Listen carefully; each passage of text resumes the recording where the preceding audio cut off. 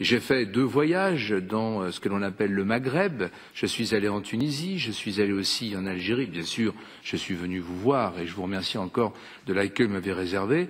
Ce que nous souhaitons, c'est que ces 2 pays que je viens de citer, la Tunisie et l'Algérie, peut-être un jour puissent frapper à notre porte pour rejoindre cette grande famille dont il vient d'être fait état par l'orateur qui m'a précédé. Voilà, nous émettons aussi beaucoup de souhaits, on en a parlé ensemble, pourquoi pas demain l'union du Maghreb arabe.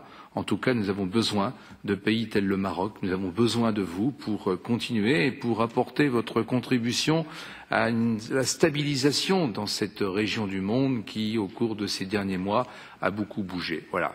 J'aurai encore beaucoup de choses à vous dire. Je crois qu'aujourd'hui, on peut se considérer comme étant des amis. Sachez que c'est un très grand honneur que vous nous faites aujourd'hui en venant vous exprimer devant l'Assemblée parlementaire du Conseil de l'Europe. C'est avec beaucoup de plaisir, cher Karim, que je vous cède la parole.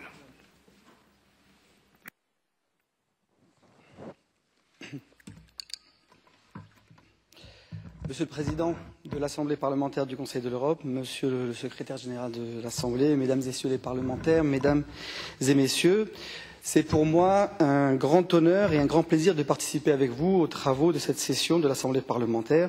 Je voudrais en cette occasion vous exprimer notre grande satisfaction des relations qui nous unissent et de la coopération fructueuse que nous avons développée ensemble. Ma présence à cette séance, vous l'avez dit, Monsieur le Président, ainsi que celle des membres de l'importante délégation des 2 chambres du Parlement marocain qui m'accompagnent, a 2 sens. Ce sont 2 messages que j'aimerais vous adresser. Le premier, c'est l'intérêt stratégique que le Parlement marocain et à travers lui notre pays accorde à ce partenariat, eu égard à la parfaite communion de valeurs que nous défendons et auxquelles nous sommes attachés. La défense et la promotion de la démocratie et des droits de l'homme, des libertés fondamentales, du respect du pluralisme, de la diversité politique, de l'égalité, de la parité entre l'homme et la femme, de la diversité culturelle. Par ce partenariat, nous, Marocains, mettons en œuvre et implémentons dans notre quotidien ces valeurs qui sont les nôtres et qui sont les vôtres.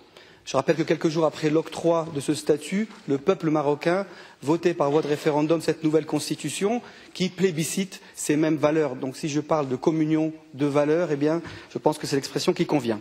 Le deuxième message, c'est l'engagement politique du Maroc à travers son Parlement de continuer la mise en œuvre des réformes démocratiques conformément à la nouvelle constitution et à la résolution 18 et aussi à la lettre qui accompagnait cette résolution, de continuer ce travail avec encore plus de volonté, avec encore plus de ferveur, avec encore plus d'engagement, capitalisant sur ce qui a été fait avant ce partenariat aujourd'hui. Je voudrais saisir cette occasion pour insister sur quelques points qui me semblent importants. D'abord, l'engagement du Maroc de promouvoir et défendre les droits de l'homme. Les représentants et les parlementaires ont parlé de ces questions. Je voudrais rappeler la création en 2004 de l'instance équité et réconciliation, qui est revenue sur un passé récent, qui a connu de nombreuses exactions et violations des droits de l'homme, qui a recensé et indemnisé les victimes, émis des recommandations. Et aujourd'hui, ces recommandations sont autant de promesses que ceci ne se repasse plus dans notre pays. Ces recommandations ont toutes été converties en droit, en articles dans la nouvelle constitution, et c'est autant d'engagements et de mécanismes de respecter les droits de l'homme. Je rappelle la suprématie accordée par notre constitution aux conventions internationales et donc notre obligation de modifier notre loi ou nos lois nationales une fois que nous adoptons les conventions internationales. Je rappelle la force et l'importance et la crédibilité des institutions nationales de défense des droits de l'homme, notamment le Conseil national des droits de l'homme, le médiateur ou d'autres instances liées à cela, les mécanismes volontaires auxquels participe le Maroc liés aux droits de l'homme et qui sont mis en œuvre par les Nations unies. Je voudrais insister aussi sur la question de la femme, l'une des premières priorités sociétales de nos réformes démocratiques depuis la refonte du Code de la famille en 2004, qui a libéré la femme de la tutelle de l'homme et qui a énoncé l'égalité entre l'homme et la femme, laquelle égalité est réannoncée par la Constitution, mais aujourd'hui nous dépassons ce cadre et nous allons vers le principe de la parité entre l'homme et la femme, principe que l'État s'engage à développer. Je voudrais insister aussi sur notre engagement à mettre en œuvre et à renforcer les institutions démocratiques, d'abord bien sûr la réforme de la justice et son indépendance, mais aussi la place du Parlement dans ces institutions, et particulièrement son indépendance effective du gouvernement et sa capacité à matérialiser la séparation des pouvoirs et l'équilibre des pouvoirs par un contrôle efficace et effectif du gouvernement et par, bien sûr, la prise en charge de l'activité législative. Je voudrais à cet égard signaler que nous avons adopté un plan stratégique de développement de ce rôle parlementaire et nous avons transmis ce rapport et ce plan stratégique à votre Assemblée parlementaire et nous espérons qu'il constitue une des références de notre partenariat à venir. Enfin, le Maroc ne ménage aucun effort pour parvenir à une solution politique, négociée, acceptée par les parties relative à la question de nos provinces sahariennes, et ce, conformément aux décisions du Conseil de sécurité. Je rappelle que la présence au Maroc dans les provinces sahariennes n'est pas illégale, mais elle est issue de l'accord de Madrid qui a été signé en 1975, et c'est une présence qui est liée à l'épisode de la décolonisation et à la volonté du peuple marocain de recouvrer son intégrité territoriale. À cet égard, autonome, permettant aux populations de ces régions de gérer démocratiquement et par eux-mêmes leurs affaires publiques. Solution qui rentre d'ailleurs dans le cadre des réformes démocratiques relatives à la mise en place de la régionalisation avancée comme nouveau cadre de gouvernance et qui est un véritable vecteur directeur des réformes constitutionnelles à venir. Je voudrais simplement réagir à quelques propos pour éclairer le débat. Les lois organiques doivent être accélérées. Elles sont au nombre de 19. Elles ne sont pas toutes inexistantes. 6 sur 19 sont promulguées. Il en reste 13. C'est important. Nous sommes engagés à les accélérer.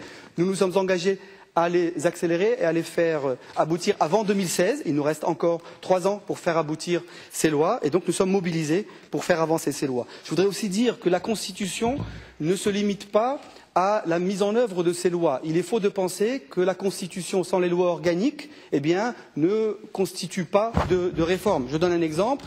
Quand on dit que dans cette Constitution, le pouvoir exécutif est pratiqué par le gouvernement, que le gouvernement exerce le pouvoir exécutif, il n'y a guère besoin d'une loi organique pour que le gouvernement exerce ce pouvoir exécutif. Quand on dit la séparation des pouvoirs entre le législatif et le gouvernement exécutif, il n'y a guère besoin de loi organique pour attester ces principes d'indépendance et donc la Constitution en elle-même constitue plusieurs réformes qui sont d'ores et déjà mises en œuvre.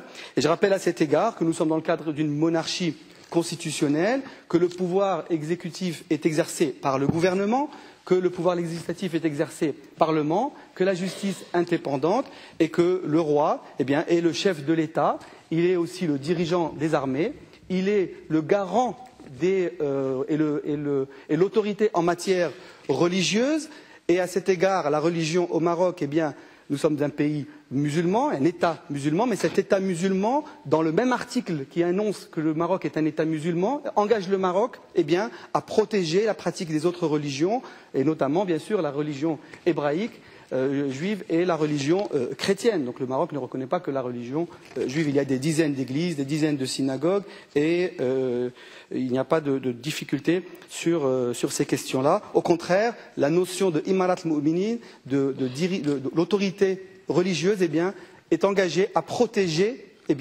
la pratique des autres religions. Voilà ce que je voulais vous dire. Je voudrais avant simplement de conclure. Ah oui, je voudrais dire que, bien sûr, sur les questions relatives au rôle du chef de l'État, le roi du Maroc est aussi arbitre des institutions et c'est à cet égard que l'équilibre de la Constitution a été noté dans le rapport comme étant un équilibre conforme aux pratiques démocratiques.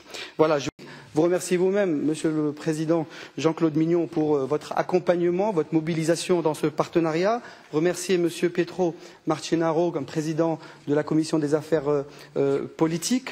Et de l'effort qu'il fait. Il conclut aujourd'hui un long travail. Je voudrais remercier aussi Monsieur Luca Volonté pour le travail qu'il a fait, le suivi, son accompagnement dans ce travail. Je voudrais aussi, on a parlé de l'affaire du Sahara, mentionner le rôle de Madame Liliane Maury-Pasquier, qui est rapporteure dans le cadre de cette commission d'une contribution parlementaire que nous accueillons favorablement pour contribuer à la mise en œuvre de cette solution politique négociée et acceptée par toutes les parties. Et je voudrais aussi saluer la mobilisation continue de notre délégation parlementaire assidue et professionnelle qui participe à tous vos travaux. Mesdames et messieurs, je vous remercie pour votre attention.